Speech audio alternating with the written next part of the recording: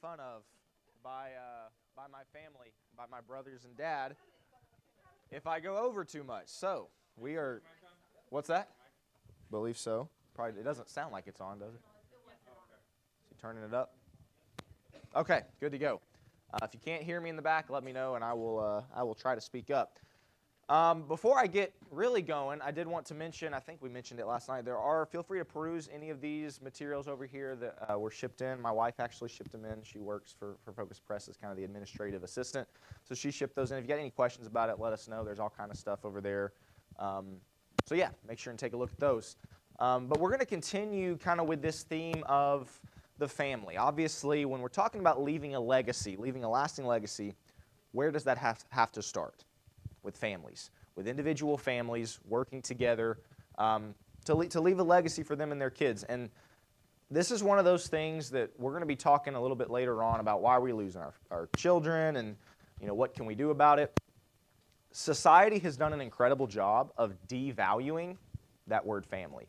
Devaluing family, obviously perverting the image of family, husband, wife, kids, the nuclear family. That's not really all that popular anymore. You know, all your big TV shows, a lot of the movies, that's not really what's portrayed. Even if you leave the homosexuality angle out of it, you got single moms, you got divorced parents, you got all kinds of things that for our young people, the image, the picture of a godly family is not really what is portrayed in media anymore, or by society and culture in general. And so over this weekend, we really have to make sure that we are presenting the biblical picture of what the family is. And so, again, for the next 40 minutes or so, we're going to talk about protecting our family in this modern world. And the first question that we have to ask, and I'm going to continue the theme from last night, which is, I'm going to open it up. I don't want to do all the talking.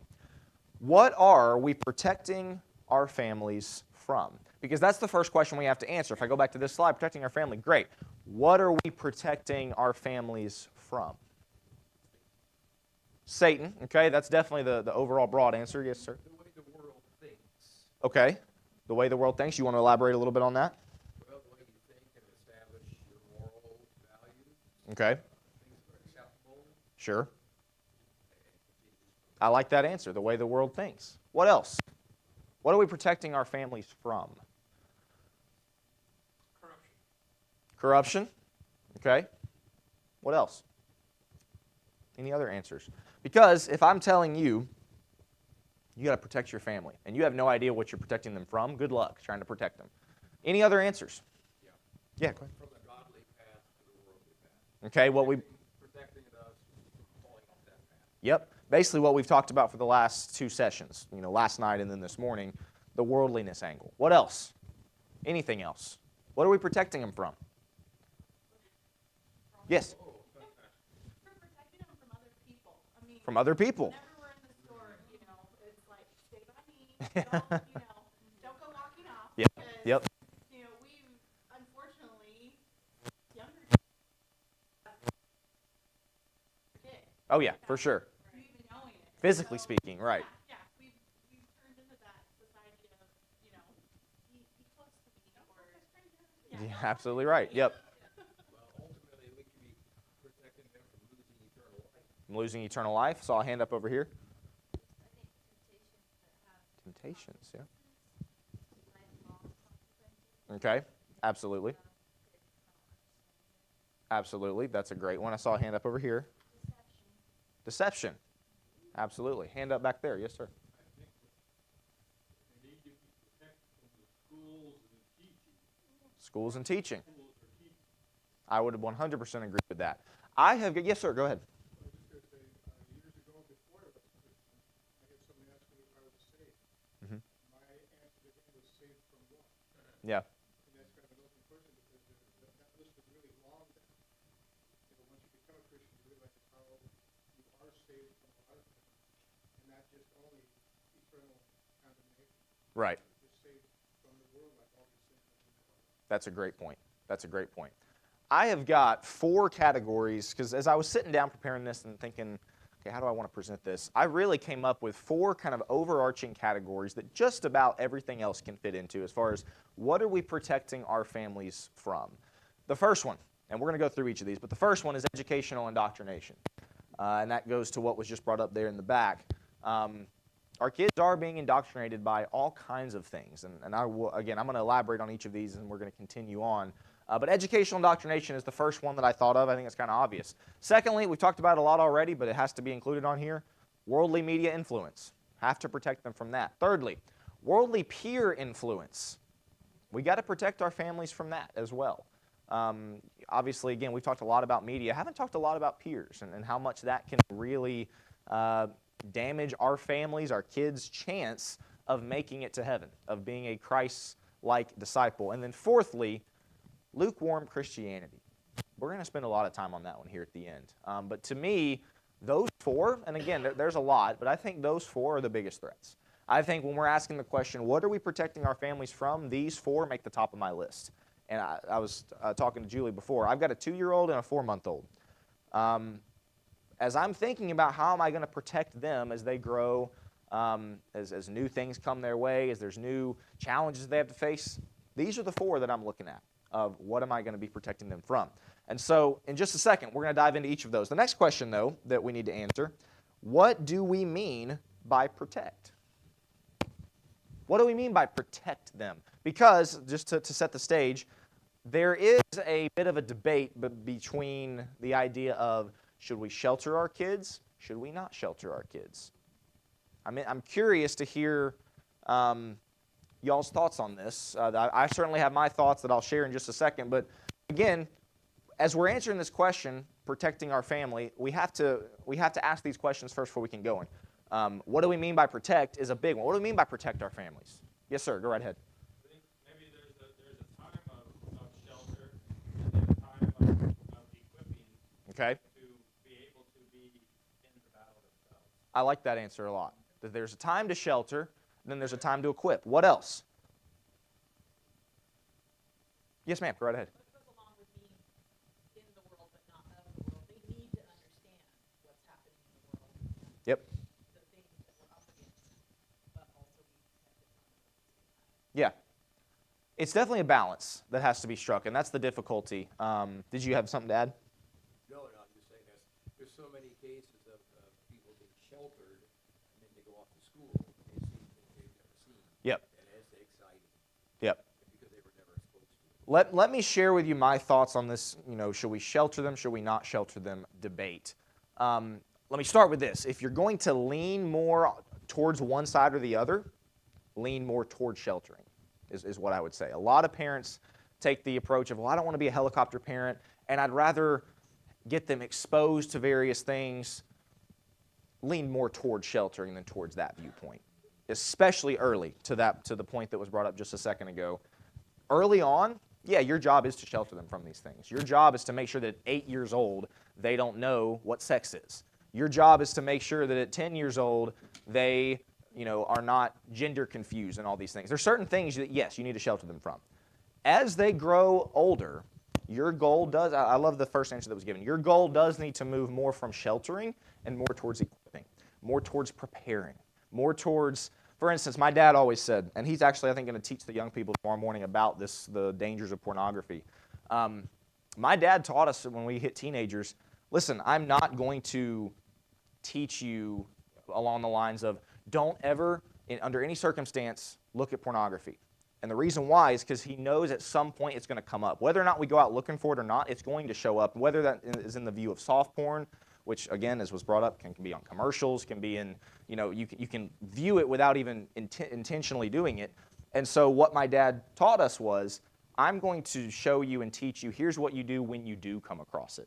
Because does anybody know what the average first exposure for pornography is for young people as far as age goes? It's 8 years old. On average, young people are getting exposed to pornography at 8 years old for the first time.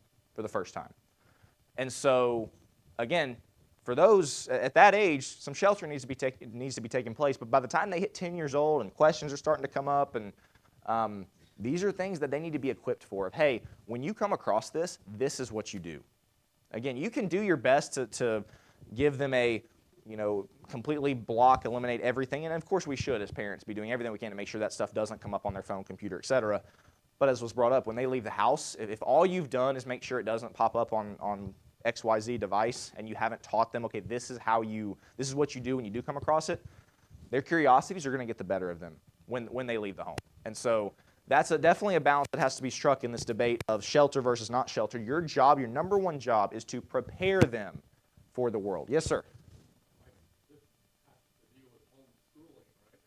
Often they homeschool during the elementary school years, and then they let them go to junior high. I guess you have to consider this in whether that's the right way to go about it or not. We're going to get into that in just a second. That's a very good point. But as we ask this question, what do we mean by protect? Again, the word prepare comes to mind. You are preparing them, and this is, to me, again, I've got a 2-year-old and a 4-month-old. This is the most overwhelming part for me as I think about parenting kids. You are preparing them to live in this world, which is a tall task. You're preparing them to be a functional adult, which can be a tall task, and you're preparing them to be a Christ-like disciple. All three of those can overlap, but there's all differences there. And so I would encourage you, for those of you who have kids, your job is to prepare them. And I think that involves sheltering them to start and moving that into equipping later on.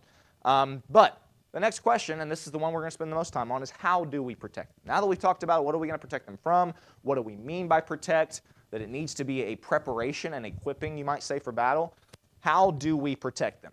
So we're going to look at all 4 of those areas. I've got points on each of those areas, and I've got things to bring up on each of those areas, some scriptures to look at. Before we hit the first one, everybody open your Bibles up to Ephesians chapter 6. I would be remiss if I did not bring up this point as we get started. Ephesians chapter 6. If somebody's got their Bible open, go ahead and read for me. Ephesians chapter 6, verses 1 through 4. Ephesians 6, 1 through 4. Children, obey your parents in the Lord, for this is right. Honor thy father and mother, which is the first commandment with promise, that it may be well with thee, and thou mayest live long on the earth. And ye fathers, provoke not your children to wrath, but bring them up in the nurture and admonition of the Lord. Verse 4. Who's that addressed to? Why did Paul not say, and you parents, and you mothers? Why do you say fathers? Okay. I heard head of the house. What's another answer? I heard that one as well. No comment there. I'm going to choose not to comment on that. Yes, ma'am. They're supposed to be the spiritual leaders. I firmly believe this with every fiber of my being. Whether or not a child remains faithful to the Lord, a father has the most sway on whether or not that takes place. Both sides of the coin. If a child walks away from the faith, I think the individual that had the most influence on that, negatively or positively, is the father. I firmly believe that. That again, children walk away, the person who had the most influence was the father. I also believe a child remains a faithful disciple. The person who had the most influence was the father. That's not to denigrate the value of mothers. Obviously, I think it is very difficult to raise a faithful child without a mother. I think it's infinitely more difficult to raise a faithful child without a father. And so the reason I wanted to start here is because this lesson, when we're talking about how do we protect our families, this has to start where? With the fathers. It's got to start with the fathers. And for all the mothers in the room, you are to as their mother, help your husband in the journey. Help your husband in the mission. But who's going to give an account on the day of judgment for the family? It's not the mother. It's not the mother. It's going to be the father. And I firmly believe that we have a lot of Christian households where the father is not doing his job, where the father is not protecting his family. And so we have to start with this understanding of fathers are the ones that where this whole journey, this whole mission has to begin. The father has to have the plan. The father has to decide, this is what we're going to do. And you as a married couple work together to make sure that it gets done. Does that make sense? It's got to start there. Yes, sir. Right from the start in Genesis, the father was to teach the children, teach the family.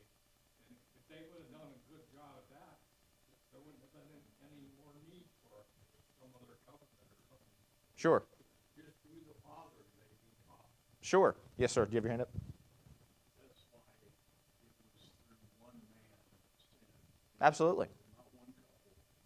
Yep. Yep. And because of, again, kind of the lowering of expectations of fathers by our society, a lot of fathers are just kind of letting their wife handle it, or kind of giving up the spiritual leading duties to their wife or to the minister, to the youth minister, whatever. I can't move any further in this lesson until we establish protecting our families from all these things on the screen. Fathers have to take the driver's seat, you might say. And in a lot of congregations, a lot of families, they're just not. Because I want to go back to the comment that was made a second ago, fathers are typically the ones that provoke them more. That's exactly what I mean when I say fathers have the most influence, negatively or positively. If a child walks away, of course, it's not always the father's fault, but what I mean is the father is the one that is most likely to influence them negatively, or the one that's most likely to influence them positively because of the leadership structure that God set up. All right, let's move on to this first area, educational indoctrination. What I'm going to do for each of these is I'm going to go ahead and give you what I have, and then before we move on to the next category, I'll open it up for any additional thoughts. But how do we protect our families, our kids, I guess more specifically, from educational indoctrination? Here's the first one. Immerse yourself in your kids' education. Immerse yourself in your kids' education. Now, notice what I didn't say. I did not say be involved in your kids' education. What's the difference between those two? The amount of time involved, you're not leading. What, say again? You're in it with them, you're beside them. I also didn't say, hey, just make sure you know what your kids are learning. I chose this wording very specifically and very intentionally because it has to be, I mean, we use immersion when it comes to baptism, right? All the way under, you're completely covered. You need to be immersed in your kids' education. Immersed in your kids' education for several reasons. I'm going to talk about homeschooling for just a second because it was just brought up. I'm the biggest advocate of homeschooling that I know. I think when you're trying to raise faithful kids, it's not a surefire way by any means. There are unfaithful young people that were homeschooled. There are unfaithful people that were public schooled. And so it's not like, okay, follow this recipe and you'll have faithful kids. I do think our jobs as parents is made infinitely harder if we choose not to homeschool. And so one of the points I have is, if at all possible, homeschool. Now, for those that can't, or for those that decide that, that's just not something that we're going to do, what are the next steps? How do you immerse yourself in your kids' education if you choose not to homeschool? Well, you make sure that you are very, again, immersed in what they're learning, that you're asking them, that you're talking to them about it, that you're maybe helping them with their homework, that you're, I don't want to say interrogating them, but at the end of each day, at the end of each week, tell them about your class, what you learning. Maybe you're involved in the school board, maybe you're a teacher, whatever it is. This is a question you have to answer. Immerse yourself in your kids' education. Again, I think it goes beyond just being involved or knowing what they're learning. You got to go deeper than that. Again, especially if they are in public school, because of all the things that I'm about to bring up next, that public schools across the United States are pushing down kids' throat. But for this first point, I do firmly believe, and I'm not going to apologize for it, I think homeschooling is the best way to do this. To immerse yourself in your kids' education, because it's a simple time equation. How long are kids at school in the day? How many hours? 8 learning, and if you have extracurricular activities, how long is it usually? Like 10 hours, right? And so it's a simple math equation of the parents who get 8 to 10 more hours a day with their kids every single day. It's simple math. It's going to be easier to raise faithful kids when you have 8 to 10 more hours a day. Again, this is not me saying a family that chooses to public school cannot have faithful kids. Of course not. My wife was public schooled. Both my parents were public schooled. It's possible. It's getting more and more difficult is the point with this. It's getting more and more difficult to do this, to immerse yourself in your kids' education. But this is the first thing we have to do. Secondly, how do we protect our family from educational indoctrination? You as parents, myself as a parent, we have to be very studied on the intellectual threats of the day. Very studied on the intellectual threats of the day. When I was growing up, I got to go around with my dad, and he was teaching seminars. One of the big things, and this is something he's very knowledgeable about, he's great at talking about this, is creation versus evolution. Christian evidences. He's very good. I mean, that's his wheelhouse, so to speak. And so growing up, kind of my impression, because of course I was homeschooled, my impression of public schools was that the biggest threat is people trying to shove evolution down kids' throat. That is no longer the biggest threat when it comes to the intellectual threats of the day. What are some other ones? Gender confusion. I think I heard wokeism. Absolutely, that's on my list. Taking away the parents' rights. There are, and I've said this, we have several podcasts, and I think I've said this on the podcast before. If I were to send my kids to public school, the evolution debate would be at the bottom of my list of concerns. That is a concern. I'm not trying to denigrate it. There's a whole lot more things that we need to be very studied on. How about critical race theory? Critical race theory is anti-biblical. If you're looking for a book to read, I've got a great one. If you're looking for resources, I can direct you to those. We don't have time for it now, but just take my word for it. Critical race theory is anti-biblical, and they are shoving it down kids' throat. The LGBTQ agenda, that to me is and I guess transgenderism falls into that. To me, that's the biggest threat when it comes to intellectual threats of the day. They are feeding our kids, they're feeding your kids in public school, first of all, tolerance, that acceptance, that, hey, don't, love is love, make sure that you're accepting of these people, but also the transgender movement stands to make a lot of money from your child transitioning. And so money talks, as we know. And so to me, that is the biggest threat. You've got secular humanism, which I guess ties more into the evolution point, the idea that you can kind of live for yourself in a humanistic worldview. Postmodernism. Anybody know what postmodernism is? No such thing as truth. Truth is relative. Your truth and my truth can be very different and both be true. That they're trying to shove down kids' throat. And so as I list these things, again, especially if you choose to send your kids to public school, you as parents have to make sure you are very well-rounded knowledge-wise on these threats of the day. Critical race theory, LGBTQ, very studied on these and very studied on what the biblical answer is. Because your kids are going to have questions about this. Even if they are homeschooled, your kids are going to have questions about this stuff because it's what society is pushing. And so we as parents have to be very studied up on these things. If you're looking for book recommendations, again, talk to me after, and talk to my dad after. He's got probably way more than I do as far as recommendations for these things. But if our solution as parents is to just, oh, man, this stuff really stresses me out, I'm just going to choose to not really worry about it or not pay attention to it. Good luck with your kids and their questions, because they're going to go look somewhere for their answers. Where do we want them to be looking?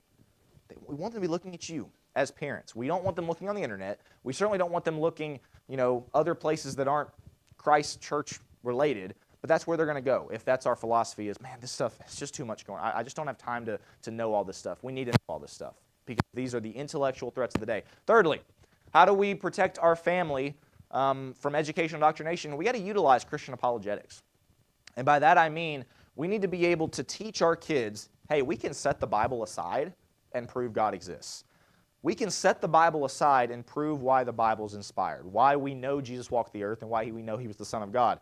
Again, I'll brag on my dad. That's his wheelhouse. That is his specialty. If you are wondering how can we do that, he's got all kind of books. He does seminars on this. Parents need to know, and kids need to know that we can confidently know why we believe what we believe. If kids, we've talked a lot about, and we're going to talk more about how do we keep kids faithful. If all they believe is, well, I'm a Christian because I was raised that way and went to church growing up, that is not good enough. We got to use Christian apologetics. Teach them the arguments. Teach them the logic, the common sense. Because one of the other educational threats of the day, you might say, is that in schools and especially in universities, it is being taught that if you are a religious person, you're superstitious, that you're intellectually inferior. And so Christianity is being mocked, it's being ridiculed. Our kids need to know there's logic and common sense behind our beliefs. We can prove, once again, I can close my Bible and I can prove that God exists. I can close my Bible and prove to you that it's inspired and prove to you that Jesus walked the earth. We got to use this stuff. And so right now, if you're thinking, okay, well, how do we do that? Have my dad for a seminar, reach out, books-wise. There's all kinds of resources. Apologetics Press has some stuff. There's all kind of stuff that we can do, books, videos, all things like that. But one of the things we have to do, if we're protecting our family from the educational threats of the day, is utilize Christian apologetics. Lastly, and then I'll open it up very briefly because I've got 3 more to go through, you got to teach them the why, not just the what. Brought this up last night, won't spend a ton of time on it. Teach them the why, not just the what. Why do we believe what we believe? Why is critical race theory wrong according to the Bible? Why are you, as my parents, immersing yourself in my education? Why does any of this matter? Not just the what, but the why. Any quick comments before we move on to the next one? All right, let's roll. Dad brought this up. Go ahead and open your Bibles. I'm going to hit it very quickly because this next category is the worldly media influence that we've talked about a lot. Colossians 4:14. Somebody read that for me. Colossians 4:14. Luke and the beloved physician sends you his greetings, and also Demas. Philemon 24. Somebody read that for me. Philemon 20, verse, it's just one chapter. Philemon 1, verse 24. And so do Mark, Aristarchus, Demas, and Luke, my fellow workers. Fellow workers, Demas there in both those places is listed in Paul's greetings. He's described as a fellow worker. And then his dad referenced a second ago, 2 Timothy 4, 9 and 10. What do we learn about Demas? Somebody read that for me. 2 Timothy 4, 9 and 10. Make every effort to come to me soon. For Demas, having loved this present world, has deserted me and gone to Thessalonica. Crescens has gone to Galatia, and Titus to Dalmatia. Demas has forsaken me, having loved this present world. We've talked ad nauseum about how a love for the world can absolutely derail your kids' faith.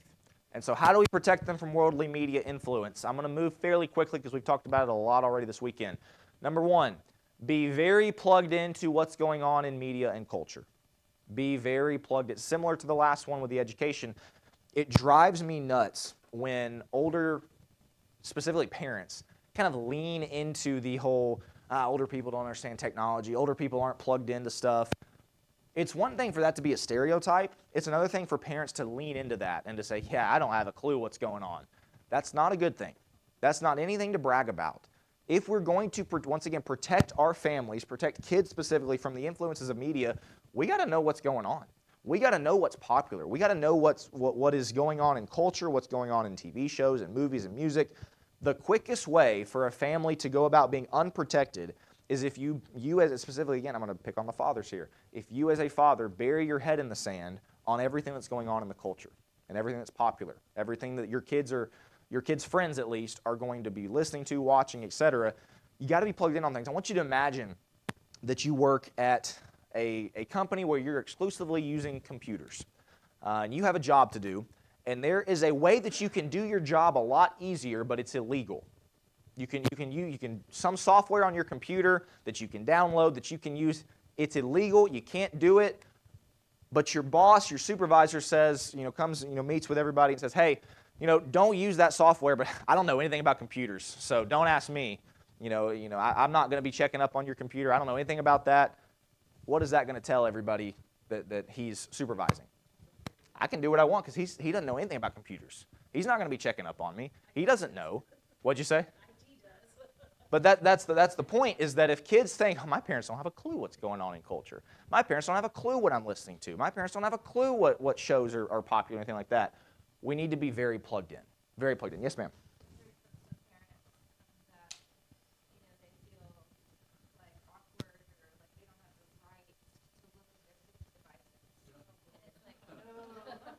Who bought those devices usually?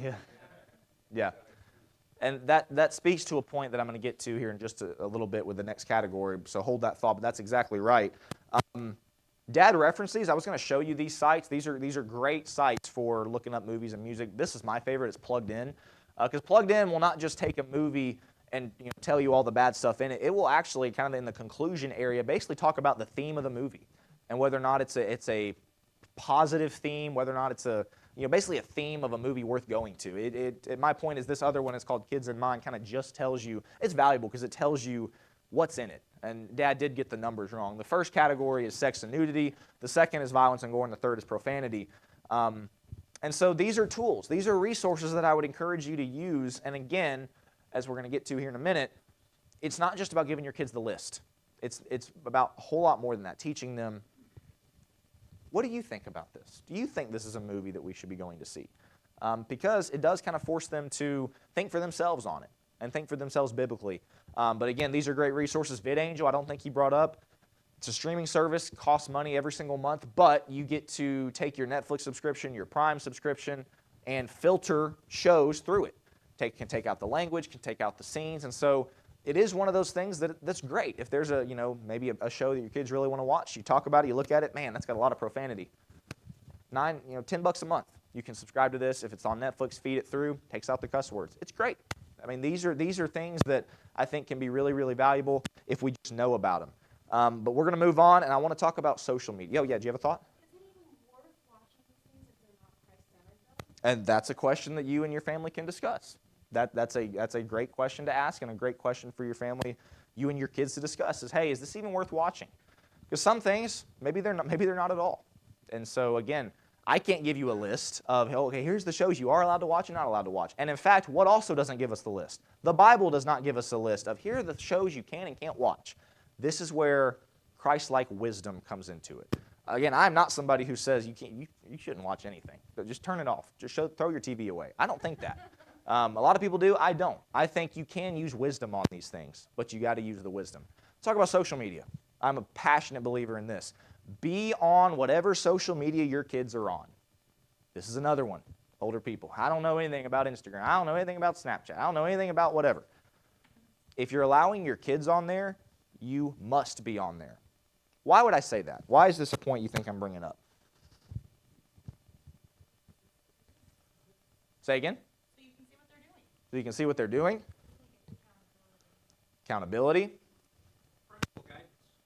Parental guidance. You can't guide them if you're not in their world. That's exactly right. Yes, ma'am. Yeah, and tied in with that, having an understanding of what it is they're getting into, what the appeal is for them. Yeah. Because if you go to talk with them about it and have no understanding of what they've been doing and why they like it, then you're not going to be able to talk with them very effectively. That's exactly right. That's exactly right. Yes, sir. Just plug in here. I thought, my kids are raised already, but when my daughter in particular was, both kids at one point were much younger, I made up my mind that if there was going to be embarrassment in a conversation, there wasn't going to be me that was embarrassed. Yeah, that's a great mindset to have. Yep. Because if you let it get awkward, what makes those conversations more and more awkward? Well, parents are awkward. That and I guess I should say the less frequent you have those conversations. The more frequent those conversations are, the less awkward it is. The more normal it is. But you have parents that, like you're saying, kind of make it awkward. Man, let's just not talk about it this week. Wait till next week, and then wait till next month, and then they never happen.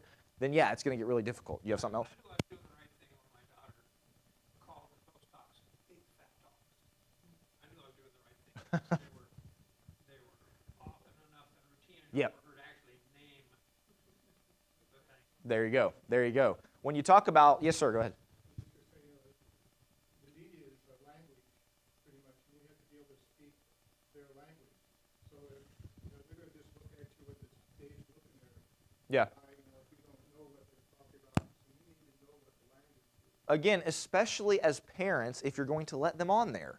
Because notice, I didn't say, don't let your kids have social media. I didn't say that. Why didn't I say that? What'd you say? I think you should say that. Okay, and a lot of people think I should, but why do I choose not to, do you think? It's not condemned it's not condemned in the scripture. Well, that, for sure. That's where people are. And you also have two more aspects that, of course, by forbidding something, it can make it more appealing, of course, that they will make more of an effort to seek it out. And then also another aspect that no matter how much we may try to protect or shelter our children, there's still going to be instances that we don't know about or that we find out later about where while we were off in another room talking with some adults, another kid exposed them. Correct. That as well, but also, and I think I did bring this up last night, your kids are going to, no matter what, they're going to leave your house at some point. They're going to do whatever they want when they hit 18 or whenever they leave or whatever. And so you need to be teaching them, once again, preparing them the proper way to use social media. Because there is a proper way to use it, and there's a way to improperly use it. And if my philosophy is, and I do think, I'm going to get to it in just a second, I'm not going to let my kids have any social media before a certain age. I do think 10-year-olds on social media is insane. But, 15, 16, now we can talk about it a little bit more. If your answer is completely no social media whatsoever, and then when you leave my house, free for all, whatever you want to do, guess what they're going to do, and they're not going to know how to do it effectively and properly. And so that, to me, is the biggest thing about this point, and why you should be on whatever social media your kids are on, is so you can see what they're doing. But guess what else you can see when you're friends with them or following them or whatever on social media? You can see who they're following.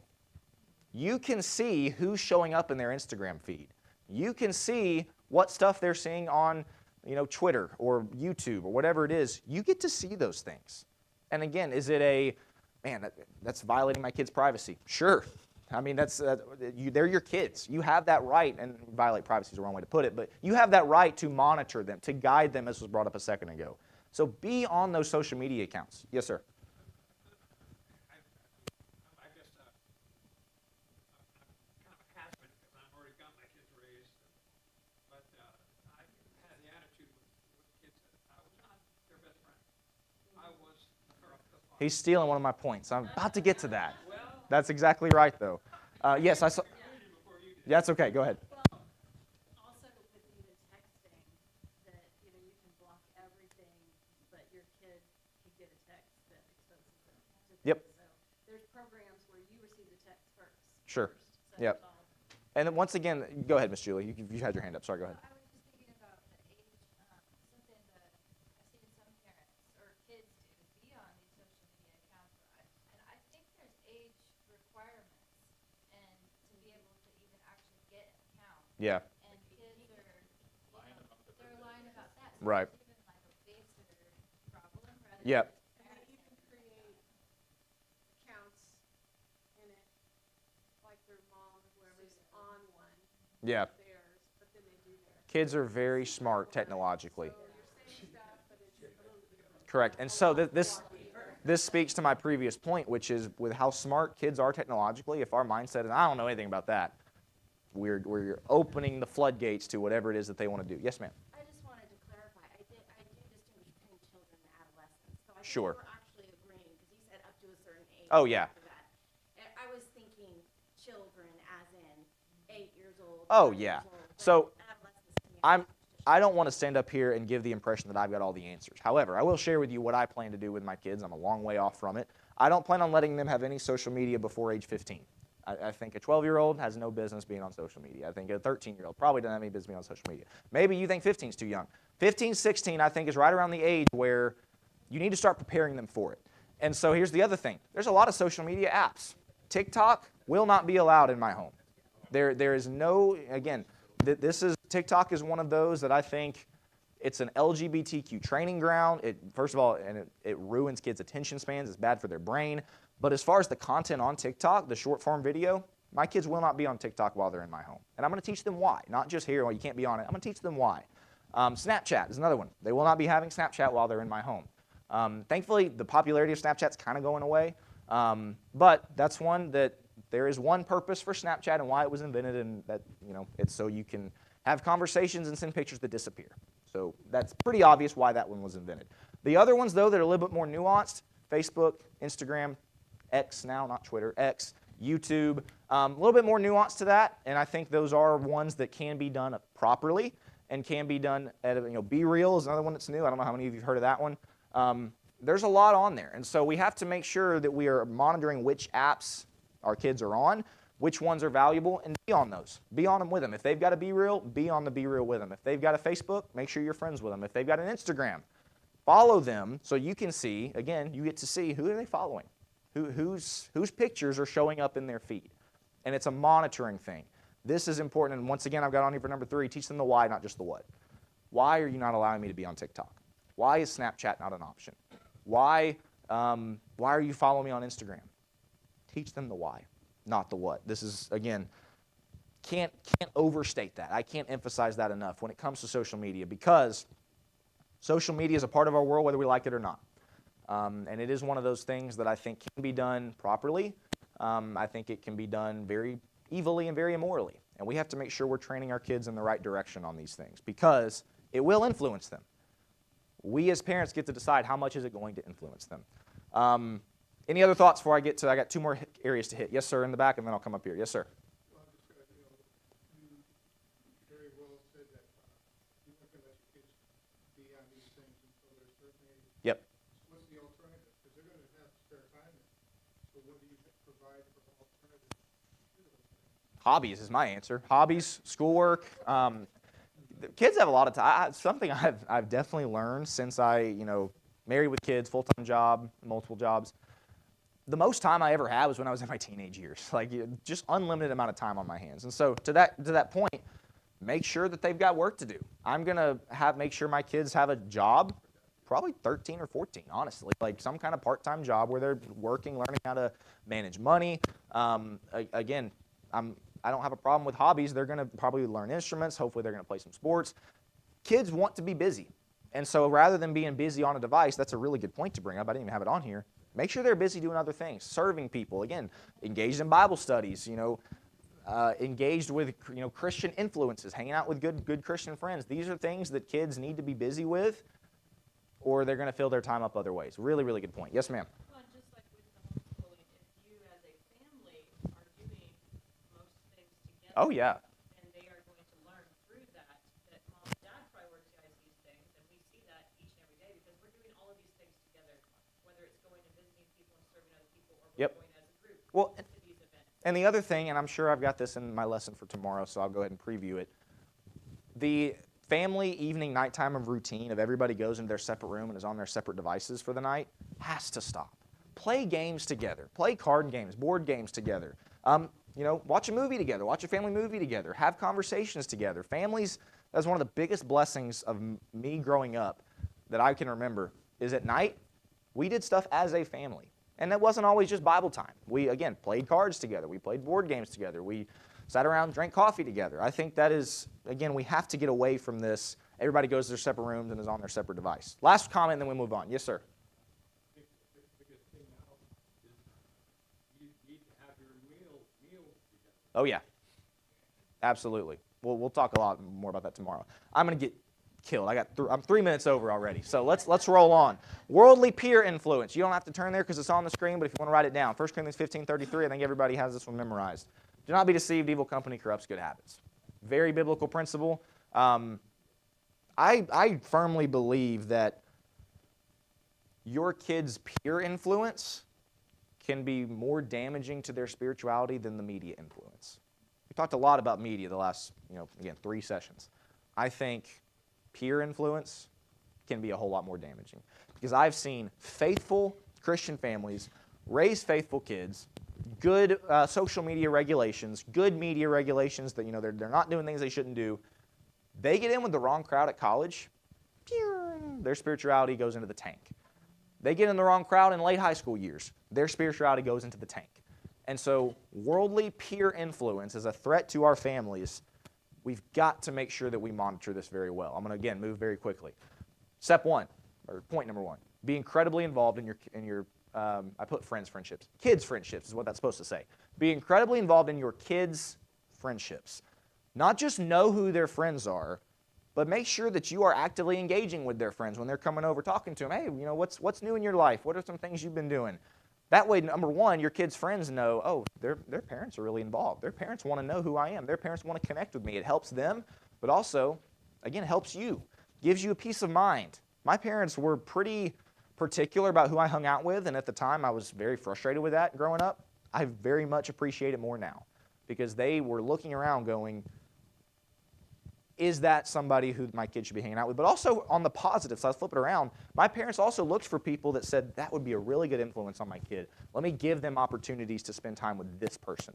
We always think about this one in kind of a negative sense of like, don't let them hang out with these types of people. That part is true. But also flip the other side, and you as parents look around and say, who would make a really good friend to my kid? Let's give them opportunities to hang out together.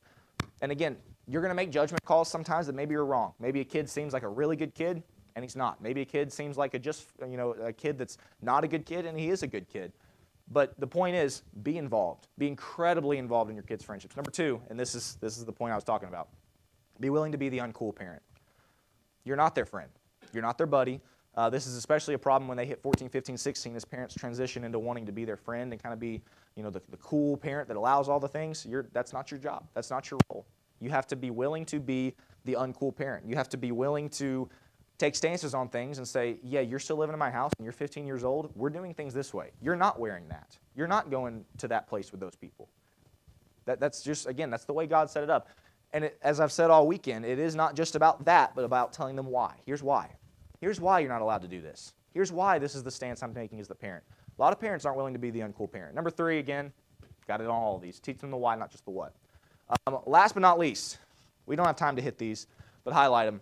Revelation chapter 2, Revelation chapter 3, because if you recall, the final threat that we have to protect our families from is lukewarm Christianity.